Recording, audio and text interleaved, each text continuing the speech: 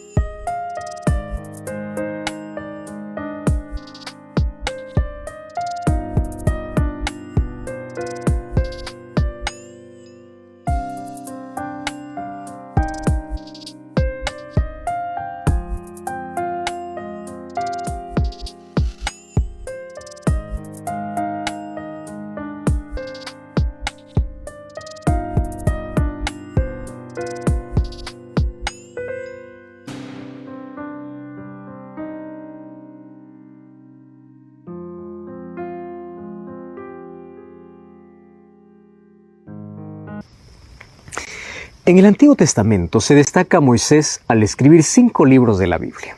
Y en el Nuevo Testamento se destaca a Pablo al escribir 13 libros.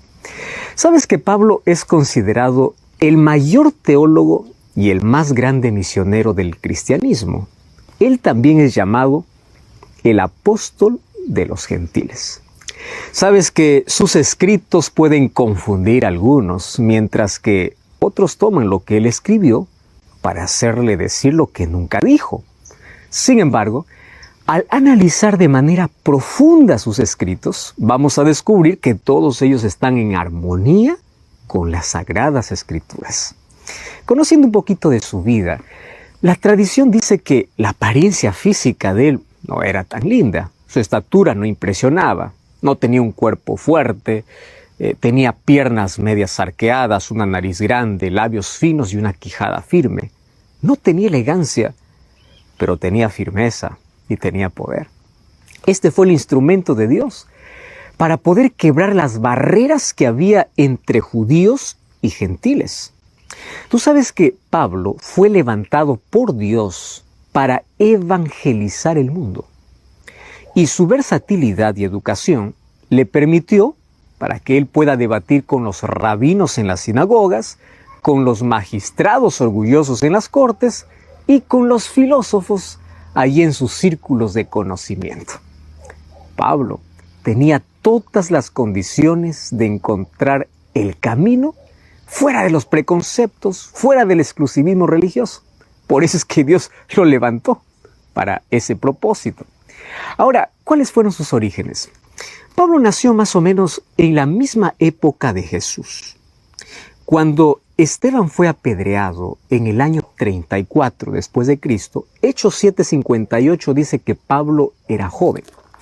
Y en el mundo griego, joven significa una persona que tiene entre 20 y 30 años. Es más probable que Pablo tenga 30 años, ya que él era miembro del Sanedrín judío, y allí no se aceptaba a menores de 30 años. Entonces más o menos tenía 30 años en esa época. Y eso significa que mientras Jesús jugaba como niño en las calles de Nazaret, Pablo jugaba allí en las calles de Tarso, que estaba al otro lado de las cordilleras del Líbano. Y Tarso está más o menos en medio del camino entre Jerusalén, que era el centro del judaísmo, y Constantinopla, que fue capital del primer emperador romano. Tarso, sabes que Tarso era la principal ciudad de Cilicia. Era uno de los 3 principales centros de educación del mundo de aquella época. Ahora, sus escuelas se dedicaban a la filosofía, a la retórica y al derecho. Era una ciudad notable por la ciencia, por la educación y por la cultura que tenía. Y esa cultura es donde se mezclaban griegos, romanos y judíos. O sea, la ciudad de Tarso era una ciudad políglota. Por eso es que allí Pablo aprendió no solo el hebreo y la lengua que hablaba su pueblo, que era el arameo, sino también aprendió el griego, y además puede ser que Pablo haya aprendido el idioma latín, que era la lengua oficial en todo el Imperio Romano, allá en el primer siglo de la era cristiana. Muchos llamaban a Tarso orgullosamente la pequeña Roma, porque personas de diferentes orígenes vivían allí, y allí por eso se escuchaban diferentes lenguas. ¿Sabes que la ciudad de Tarso comercializaba pelo fino y pelo de cabra, que era usado para un tejido rústico? Y de entre las mercaderías fabricadas y comercializadas, pues estaban también las tiendas. Tarso era el centro de una grande ruta comercial, además de su buena educación, que era la principal competencia de Atenas y de Alejandría. Allí fue donde creció Pablo. Ahora, Pablo siempre amó las ciudades. Si nosotros hacemos una comparación, mira, a Jesús le gustaba enseñar al pie de las montañas, pero a Pablo le gustaba ir de una ciudad a otra. Estaba en Antioquía, Éfeso, Atenas, Corinto, Roma, que eran las capitales del mundo antiguo.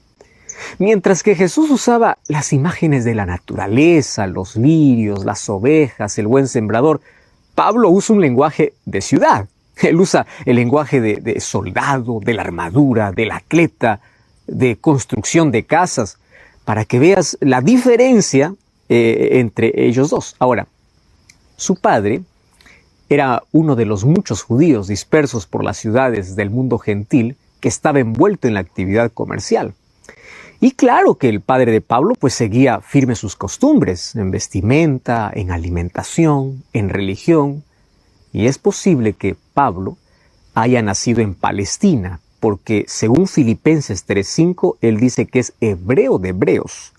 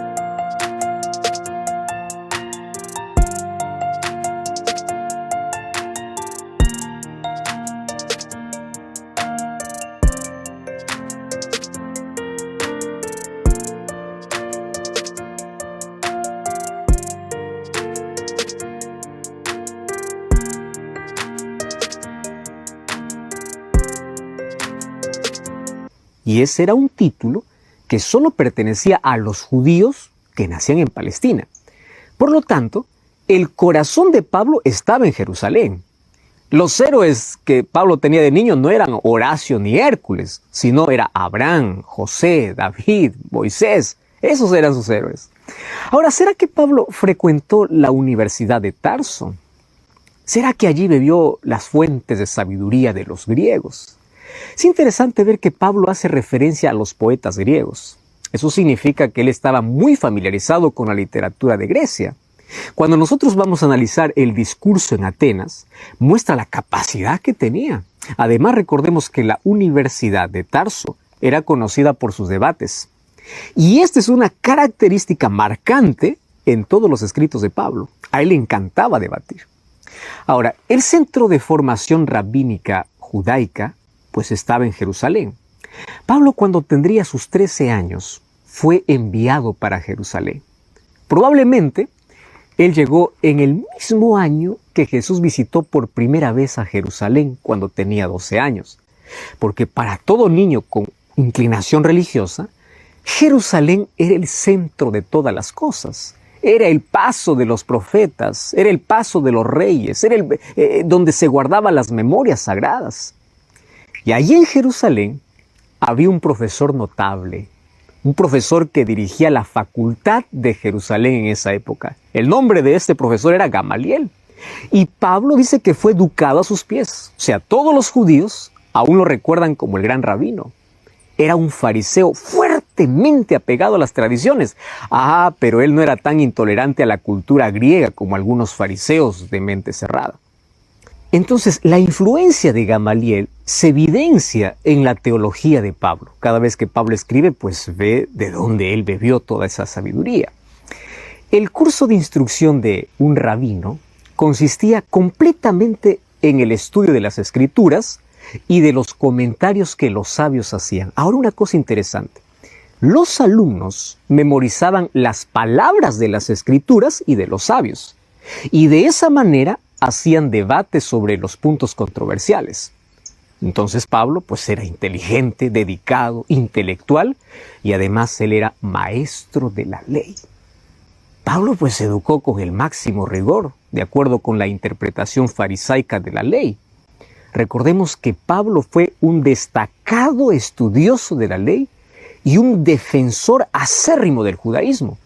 Por eso es que su celo lo llevó a perseguir a la iglesia cristiana y en sus inicios, porque Pablo consideraba que era una secta hebrea que estaba contraria a la ley y que debía ser destruida.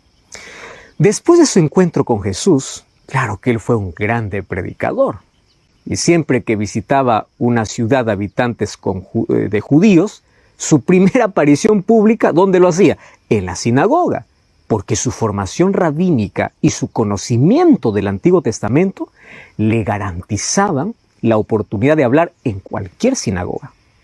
Ahora, ¿qué sucedió después que terminó sus estudios en Jerusalén? ¿Qué pasó? No sabemos. Solo se sabe que estuvo distante de Jerusalén y de Palestina durante todo el ministerio de Juan el Bautista y todo el ministerio de Jesús. No tenemos información sobre lo que pasó en ese tiempo. Sin embargo, la historia de Pablo me enseña que no importa la educación que tengas, tú puedes estar equivocado. Puedes estar equivocado en tus convicciones religiosas. Y también me enseña que tú puedes pensar que estás en el camino correcto sirviendo a Dios. Sin embargo, tú puedes estar contra Dios. Sabes que Pablo era sincero en lo que creía. Él siempre pensó que estaba haciendo la voluntad de Dios. Pero quiero que recuerdes, no siempre ser sincero significa estar en la verdad. Hasta que tengas un encuentro personal con Cristo y descubras allí cuál es la voluntad de Dios, ahora recién estarás haciendo la voluntad de Dios. Mientras eso no suceda, tú siempre estarás en contra de Dios. Y es interesante ver que Pablo, para que acepte el cristianismo, pues era humanamente imposible, porque él odiaba el cristianismo y él veía cómo el cristianismo crecía en Jerusalén. Al principio lo ignoraron pensando que pronto acabaría. Sin embargo, después del Pentecostés, el cristianismo venía en aumento, cada vez crecía y crecía más. El apedreamiento de Esteban señaló el comienzo del primer periodo de persecución que devastó a la iglesia naciente. ¿Y sabes? Pablo se destacó en esa persecución. Hechos capítulo 8, versículo 3 dice que había un arranque de odio fanático contra los cristianos. Pablo los arrancaba de las casas donde los encontraba y los arrojaba a la cárcel. Pablo los castigaba, los sacaba de las sinagogas. Cuando él cuenta su historia incluso en Hechos 22, 19 y 26, 11. Él daba su consentimiento para matar a los cristianos. Él mismo cuenta en Hechos 22, 4. El mayor enemigo del cristianismo un día se rindió ante Cristo. Y esta historia muestra que nada es imposible para Dios. ¿Sabes que cuando el ser humano está dispuesto a aceptar a Dios en su vida, Dios trabaja de manera extraordinaria? Y Dios continúa trabajando en todo corazón de aquel que está dispuesto a aceptarlo como Salvador, porque Él puede transformarlo completamente. Ahora, la pregunta es, ¿cómo es por el camino aconteció que, al llegar cerca de Damasco, repentinamente le rodeó un resplandor de luz del cielo? Cayendo en tierra, oyó una voz que le decía, Saulo, Saulo, ¿por qué me persigues? Y él le dijo, ¿quién eres, Señor? Y él le dice, yo soy Jesús a quien tú persigues. Dura cosa te es dar cosas contra el aguijón. Él, temblando y temeroso, dijo, Señor, ¿qué quieres que haga? Y el Señor le dijo, levántate, entra a la ciudad y se te dirá lo que tienes que hacer. Los hombres que iban con Saulo se pararon atónitos, oyeron la voz, mas sin ver a nadie. Entonces Saulo se levantó de tierra y abriendo los ojos no podía ver. Así que llevándole por la mano, lo metieron en Damasco. Ahí estuvo 3 días sin ver y no comió ni bebió. Entonces, allí en Damasco había un hombre llamado Ananías, a quien el Señor le dijo en visión, Ananías, y él respondió, heme aquí.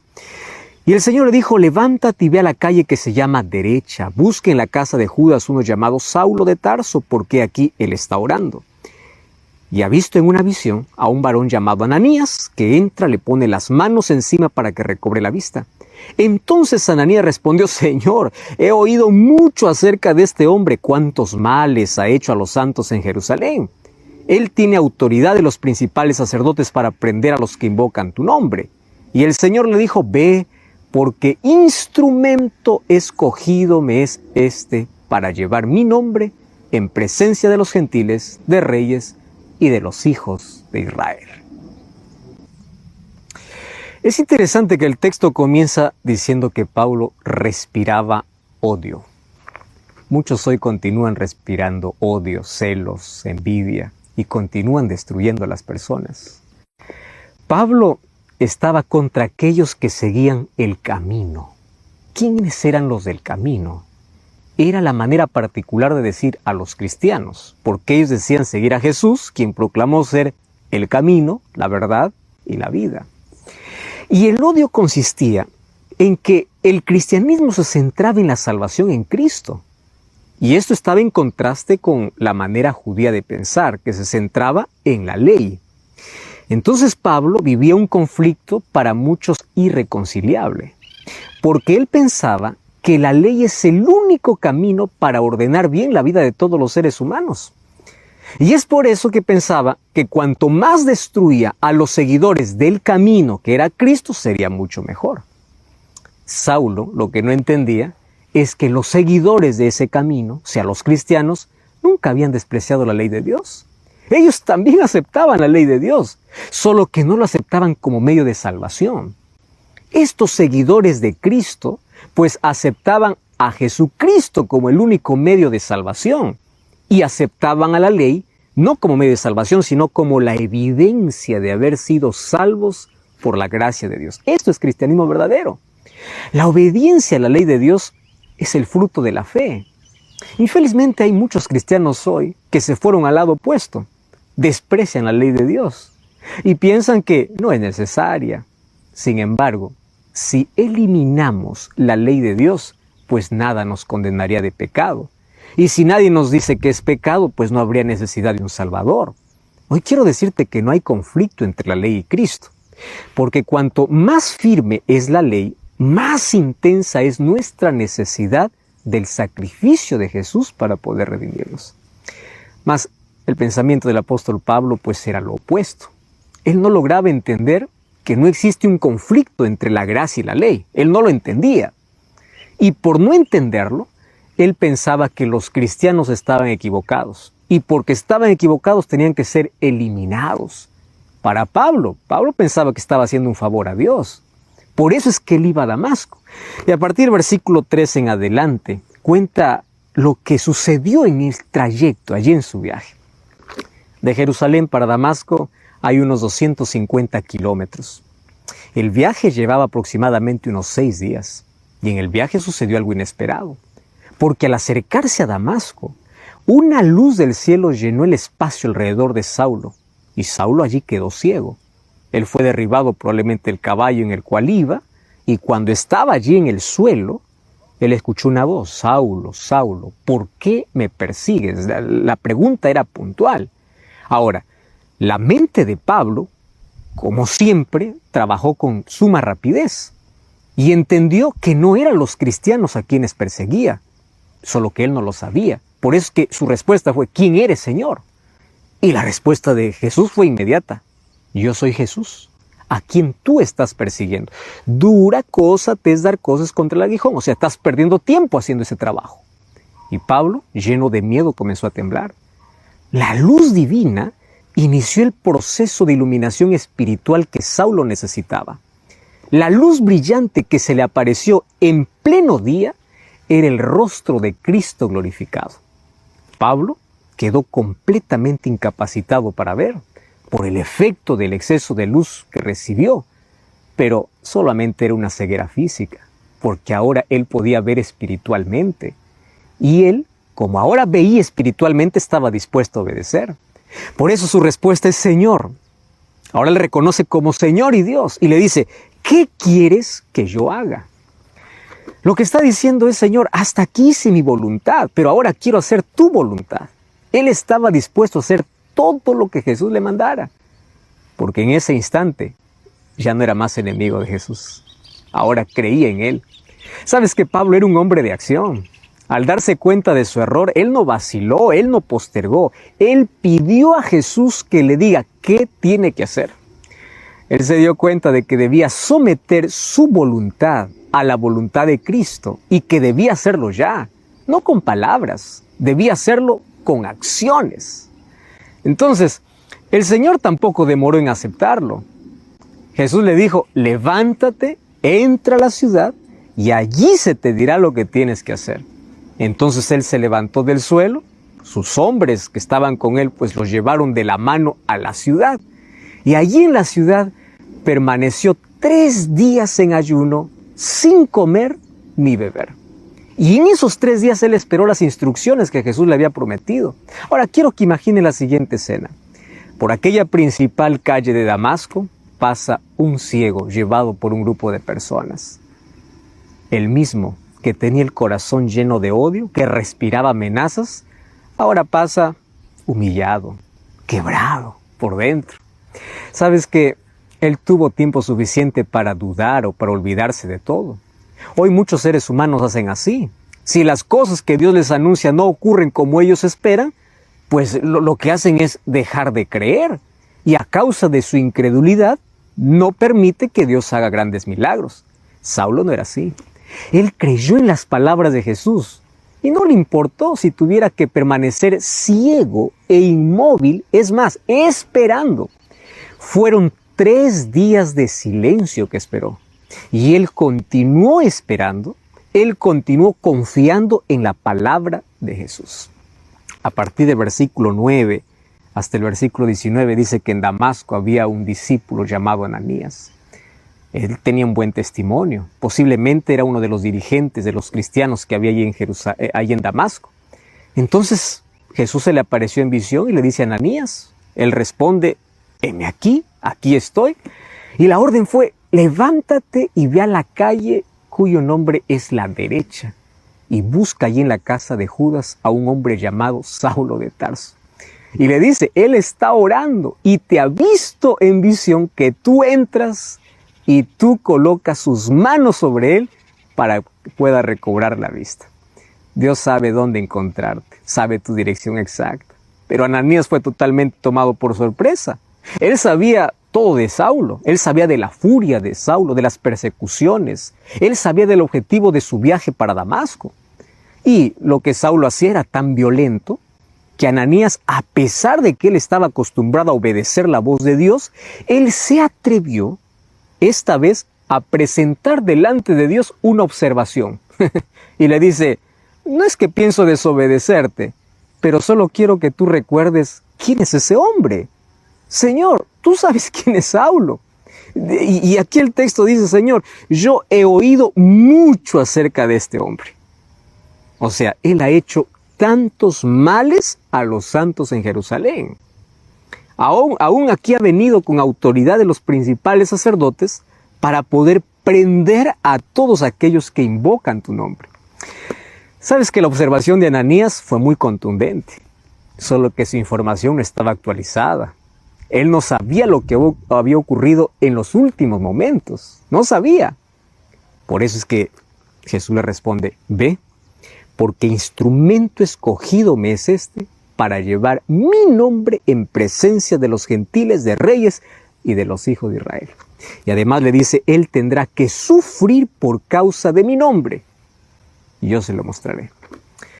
Ananías no necesitó de otras explicaciones. Se levantó, se fue a la casa de Judas y entró allí. Puso las manos sobre a Pablo y le dijo, hermano Saulo. Este es un saludo que eliminó todas las diferencias anteriores que existían entre Pablo y los cristianos.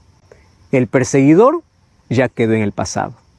Los perseguidos ya no tenían por qué tener miedo, porque a partir de ahora era un hermano. ¿Sabes qué?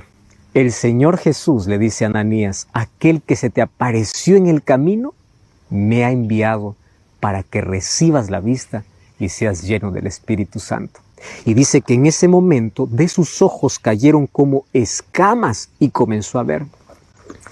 Esto sucede cuando permitimos que el Espíritu Santo abra nuestros ojos espirituales. Esto sucede cuando nuestro corazón se ilumina, las escamas caen y comenzamos a ver lo que antes no veíamos. Antes teníamos una visión diferente de la vida, pero ahora nuestra visión cambia. ¿Por qué? Porque nosotros tenemos una ceguera espiritual por causa del pecado. Claro que aquí en la historia de Saulo esto fue literal, pero si tomamos en asuntos espirituales, todos tenemos ciertas escamas en los ojos que no nos permiten ver con claridad o hace que podamos tener una visión distorsionada de la vida. ¿Sabes que Apocalipsis capítulo 3 habla sobre la condición del pueblo de Dios en el tiempo del fin? Y le dice, tú eres ciego y yo te aconsejo que compres colirio para que veas. Ese colirio es la acción del Espíritu Santo. El Espíritu Santo que trabajó en el corazón de Saulo es el mismo Espíritu Santo que quiere trabajar en tu corazón. ¿Y qué cosa hace el Espíritu Santo en la vida? Pues el Espíritu Santo lo que hace es hacerte caer las escamas, sacarte de la ceguera espiritual. Y allí comienzas a ver tu real condición, comienzas a ver tu situación. Y allí reconoces la vida que vivías y lo que ahora necesitas para tu vida. Todos necesitamos un cambio en la vida y solamente ese cambio ocurre cuando estamos en la presencia de Dios. Todos necesitamos que se caigan las escamas de los ojos, porque esas escamas nos impiden ver con claridad el plan que Dios tiene para nuestra vida. Esas escamas de pecado necesitan caer para que recién podamos ver. Qué interesante. Mientras Saulo estaba ciego, en su corazón había tanta luz. Sabes que hoy podemos también recibir ese milagro en nuestro corazón. Los mayores milagros no son aquellos que se aplauden o son los milagros asombrosos. Los mayores milagros son los milagros silenciosos, aquellos que ocurren en el interior. Mira el poder de Dios. Para Él no existe nada imposible. Un perseguidor pasó a ser proclamador. Aquel que odiaba tanto a los cristianos pasó a amar tanto al Cristo de los cristianos. Eso se llama poder. Y esa transformación hoy está disponible. ¿Sabes cuál es el mayor milagro que Dios puede hacer? El mayor milagro es abrir tus ojos, hacerte caer las escamas. El mayor milagro es sacarte de una vida destruida por el pecado a una vida construida para su reino. El mayor milagro es cambiar tu corazón de odio, de resentimiento por un corazón de amor. El mayor milagro es que puedas tener una visión diferente de la vida. El mayor milagro es que tus ojos espirituales se puedan abrir para ver tu real condición. Mas ese milagro es posible solamente gracias a la acción del Espíritu Santo. Por eso es que Ananías le dice, ahora, cuando él le está diciendo, hermano Saulo, yo he venido para que recibas la vista y yo he sido enviado para que recibas la vista y seas lleno del Espíritu Santo. Solo una persona que permite que el Espíritu Santo entre en su vida tendrá un cambio real. Los cambios superficiales son de afuera hacia adentro, pero los cambios reales son de adentro hacia afuera. Y esos cambios reales no vienen por acción humana. Esos cambios reales vienen solamente por la acción del Espíritu Santo en la vida. ¿Cómo es que el Espíritu Santo trabaja? Ahora tenemos que ver ese asunto.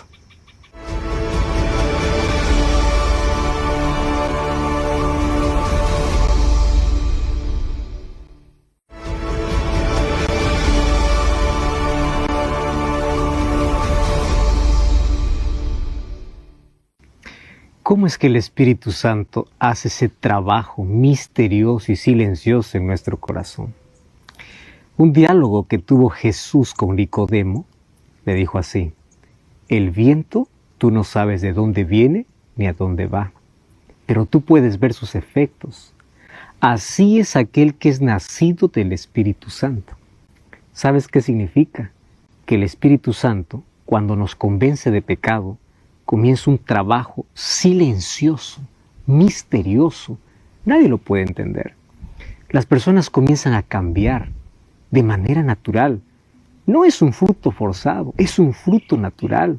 Eso es lo que el Espíritu Santo hace en el corazón de las personas que le permite actuar. Hay un texto extraordinario en el Antiguo Testamento, en el libro de Ezequiel capítulo 36, versículo 26, donde es la promesa de Dios. Y dice así: os daré un corazón nuevo y pondré mi espíritu dentro de vosotros y quitaré de vuestra carne el corazón de piedra y os daré un corazón de carne. Esta era la experiencia de Pablo.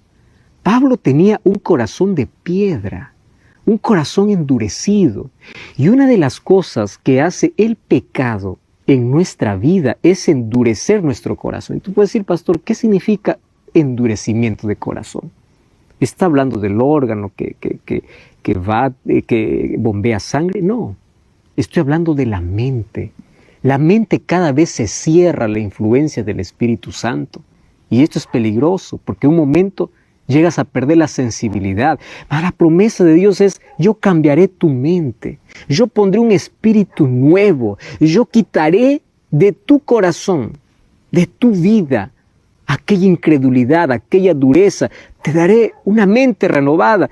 Y al poner mi espíritu en vosotros, dice el versículo 27, haré que andéis en mis estatutos y guardaréis mis preceptos. O sea, la obediencia natural, la respuesta que Pablo dio para Jesús, ¿qué quieres que haga? No era lo que Pablo podía hacer con sus fuerzas. Era la acción del Espíritu Santo en su vida. Porque solamente se puede obedecer cuando tenemos el poder del Espíritu Santo. ¿Y cuánto nosotros necesitamos de un corazón sensible que pueda oír la voz de Dios? Esto se llama conversión. Conversión no es un remiendo. Conversión es que Dios hace todo de nuevo. Es algo que se ejecuta en el interior. Cambian tus pensamientos, cambian tus emociones, todo es transformado. Nuestra vida se coloca en armonía con los preceptos y los propósitos divinos. Es cuando tú dices: Señor, que mi voluntad se someta a tu voluntad. ¿Sabes cuál es el objetivo de la conversión? Es que las escamas caigan de los ojos, para que puedas ver de manera diferente. Mira, lo que Pablo tanto odiaba, ahora era lo que tanto amaba. Cuando vas a Filipenses 1:21 dice que para él todo es Cristo. Jesús se convirtió en el centro de su vida. Jesús se convirtió en su esperanza, en su motivación, en su alegría, en su mayor tesoro, en la razón de su vida. Ahora sabía para qué vive y para quién vive. ¿Tú ya descubriste eso? Romanos capítulo 6, versículo 13, Gálatas capítulo 6, versículo 14, 2 Corintios 5, 17, Pablo dice que encontrarse con Jesús es pasar de muerte a vida, es ser una nueva criatura. O sea, su contacto con Jesús fue extraordinario y allí fue transformado. Dice el texto bíblico que después él se levantó y se bautizó. Se unió a la iglesia con un espíritu integrador y ejemplar. Y ese modelo que sirve a todos los que creen en Jesús para poder obedecer todas sus órdenes y para poder obedecer sus mandamientos. Hechos capítulo 9, versículo 20 al 25, dice que Pablo comenzó a predicar en las sinagogas de Damasco. Ahora fíjate, en los mismos lugares donde pretendía llegar para matar a los cristianos, allí comienza a predicar. ¿Cómo cambia todo en la vida, verdad? Ese es el cambio que ocurre en las personas por la obra del Espíritu Santo, cuando una persona se convierte al Señor. Ahora, ¿cuál era el contenido específico de su predicación? Él no tenía otra cosa que hablar sino Jesús, el Hijo de Dios, aquel que se le apareció en el camino. Y sus oyentes, dice la Biblia, que con asombro le decían, ¿no es este el hombre que en Jerusalén asolaba a los que invocaban el nombre de Jesús? Y la respuesta, ¿cuál era? Sí, yo soy. Ahora, ese era el más grande perseguidor de los cristianos, pero eso quedó en el tiempo pasado. Quiero que sepas algo. No importa lo que ha sido ayer, hoy puedes ser instrumento en las manos de Dios. Eso hace el poder de Dios. Puede transformar al más peligroso perseguidor en el más grande predicador. Puede transformar al asesino a un hijo de Dios. Podemos decir que Pablo experimentó una auténtica muerte al pecado y una resurrección a una nueva vida. Murió para que pueda renacer en Cristo como una nueva criatura. Sabes que para algunos la conversión es una experiencia dolorosa. Para otros es una experiencia alegre, para otros es una experiencia explosiva, silenciosa o gradual. Cada uno tiene un encuentro diferente. Pero quiero que puedas escuchar la voz de Dios. Quiero que puedas someter tu voluntad. Que tú puedas decirle, Señor, ¿qué quieres que haga? ¿Cuál es el propósito que tienes para mi vida? Tu vida puede ser el mayor argumento para otros sobre lo que Dios puede hacer. Hoy también Jesús se presenta a ti y te dice, yo soy Jesús. Preguntes cuál es la respuesta que tú darás. Hoy la luz también resplandece para ti a través de la palabra de Dios. Pablo, para ver, tuvo que quedar ciego. A veces tenemos que fracasar en nuestra misión. A veces tenemos que fracasar en nuestros planes para cumplir una misión mayor, que es la misión que tiene Dios para nosotros. ¿Sabes qué cosa me llama la atención? Es que Pablo tuvo que caer al polvo para poder reconocer quién es Dios. Y la pregunta es, ¿quién es Dios para ti? Jesús dice así, el que no es conmigo, contra mí es. La pregunta es, ¿tú ya tuviste ese encuentro con Jesús? ¿Tú ya conoces de Jesús? ¿Quién es Dios para ti? ¿Tú ya tuviste un encuentro transformador con Él? Ahora, fíjate una cosa. Si aún todavía no has tenido ese encuentro, hoy quiero extraer algunas lecciones importantísimas del capítulo 9 del libro de Hechos. Y esas lecciones tienen que ver con lo que hoy Dios quiere que nosotros hagamos. En primer lugar, Dios quiere cambiar todo lo malo y lo sucio que hay en tu vida. El capítulo 9, versículo 1 dice que Saulo respiraba amenazas y muerte. ¿Qué cosa respiras? Cuando dice respiraba significa la razón de su vida. ¿Cuál es la razón de tu vida hoy? Muchos la razón de su vida es el odio, la envidia, la codicia, el mal. ¿Cuál es la razón de tu vida? Es la oscuridad. Ahora, Dios puede transformar el corazón más degradado por el pecado para un corazón transformado para el reino de los cielos. Eso lo hace Dios. Otra de las cosas impresionantes que aquí me impresiona o aquí me llama la atención en el capítulo 9 es que a veces en el dolor tenemos que reconocer que Cristo nos está llamando. Cuando Pablo o cuando Saulo estaba tan bien en la vida, él nunca iba a reconocer quién era Jesús. Hasta que un evento cambió su historia. Un evento cambió su vida para siempre. Y ese evento obviamente que fue doloroso. ¿Y por qué fue doloroso? Claro, porque en ese momento él tuvo que caer. Él tuvo que ser humillado. Él tuvo que quedar ciego para que pueda ver. Él tuvo que fracasar en su misión para que pueda recién entender la misión que Dios tenía para él. A veces Dios permite los fracasos en la vida, a veces Dios permite que podamos caer en la vida, a veces Dios permite que podamos estar allí en el polvo de la vida, y en ese polvo de la vida recién podemos levantar los ojos al cielo para decir, ¿quién eres, Señor? ¿Qué cosa es lo que tú quieres que yo haga? ¿Qué quieres que yo haga? ¿Sabes? Bendito dolor que nos lleva a los pies de Cristo. Bendito fracaso que nos hace levantar los ojos al cielo. Benditas enfermedades que nos hacen sentir frágiles para poder acordarnos que hay un Dios que nos está llamando. Tu dolor se puede convertir en bendición, tu sufrimiento se puede convertir en un encuentro con Dios, pero la respuesta que tú tienes que hacer es: Señor, ¿qué quieres que haga? Pero antes de decir qué quieres que haga, tú tienes que decir quién eres, Señor. Y para conocer a ese Señor que te está llamando, necesitas un encuentro primero con la palabra de Dios. Para conocer cuál es el carácter de Dios, cuál es el plan que Dios tiene para tu vida. ¿Quién eres? Una vez que te conozco, entonces, ¿qué quieres que haga? Yo quiero hacer tu voluntad, quiero someter mi voluntad a tu voluntad. Yo no quiero más seguir mi propósito, mi vida, mi plan. Yo quiero someter mis planes a tu voluntad. Eso es lo que sucedió aquí. Otra de las cosas interesantes es el encuentro que Dios tiene con Ananías. Otra lección importante para la vida. Dios le dice a Ananías: anda a tal dirección. En esa dirección vas a encontrar un hombre que está orando. Dios conoce exactamente dónde estás. Dios no solamente ve tus acciones, Dios ve tus motivaciones, Dios ve lo que ocurrió exactamente en los últimos minutos de tu vida. Claro que Ananías no sabía, porque él solamente sabía el pasado de Saulo, no sabía el presente de Saulo. Qué lindo es saber que a Dios ya no le interesa más el pasado cuando en tu presente está Él. Qué extraordinario es saber de ese Dios, que el pasado lo deja ya en su lugar, en el pasado, porque ahora sabe que en el presente hay algo mejor, y ese presente es Cristo. ¿Y qué cosa me llama la atención? Para Ananías, Saulo era apenas un perseguidor, era un asesino, pero para Dios, ¿quién era? Un instrumento escogido. Tú puedes ser para las personas la oveja negra, tú puedes ser para los demás el malo, el criminal, pero para Dios tú puedes ser un instrumento si le permites actuar. ¿Sabes una cosa? Dios no te ve como eres en el presente. Dios te ve como serás en el futuro, transformado por su gracia para honra de Él.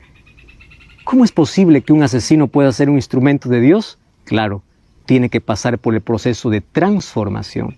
Y ese proceso de transformación ocurre cuando tenemos un encuentro real con Dios. Finalmente, aquí dice que después que Pablo entendió todo, después que él recobró la vista, versículo 18 dice: se levantó y fue bautizado. Porque el bautismo marca nuestro comienzo, marca nuestra experiencia con Dios. Nadie puede decir: yo me encontré con Dios, pero no quiero ser bautizado. Mira, qué interesante este proceso. Ese proceso comienza con el trabajo del Espíritu Santo en el corazón, pero el Espíritu Santo en el corazón te motiva y te lleva a una decisión por Cristo.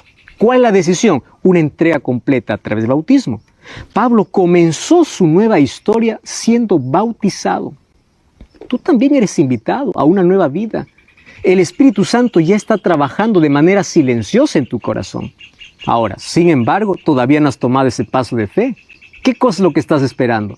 Este es el momento para tomar la decisión. Yo quiero ser como Saulo, quiero tener un encuentro con Cristo, quiero permitir que el Espíritu Santo entre en mi vida, transforme mi vida, y yo también quiero ser bautizado. Y a partir de allí tú comienzas una nueva vida, con una nueva visión y con una nueva misión. ¿Entendiste?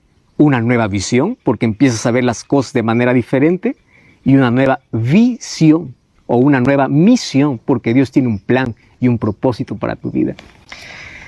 Cuando vamos al libro de Filipenses, capítulo 1, el versículo 21, Pablo dice así: porque para mí el vivir es Cristo y el morir es ganancia. Cristo se convirtió en el centro de su vida. ¿Pero cómo lo hizo? Filipenses capítulo 3, versículo 8, o versículo 7 y versículo 8 dice así: por cuántas cosas eran para mí ganancia, las he estimado como pérdida por amor de Cristo. ¿Estás entendiendo ese texto? Versículo 8. Y ciertamente aún estimo todas las cosas como pérdida por la excelencia del conocimiento de Cristo Jesús mi Señor, por amor del cual lo he perdido todo, pero todo lo tengo por basura para ganar a Cristo. Probablemente este sea uno de los textos más fuertes donde Pablo expresa la pérdida y la ganancia. ¿Qué cosa perdió Pablo? Probablemente influencia, poder, familia. Perdió muchas cosas. Pero él dice así: comparando lo que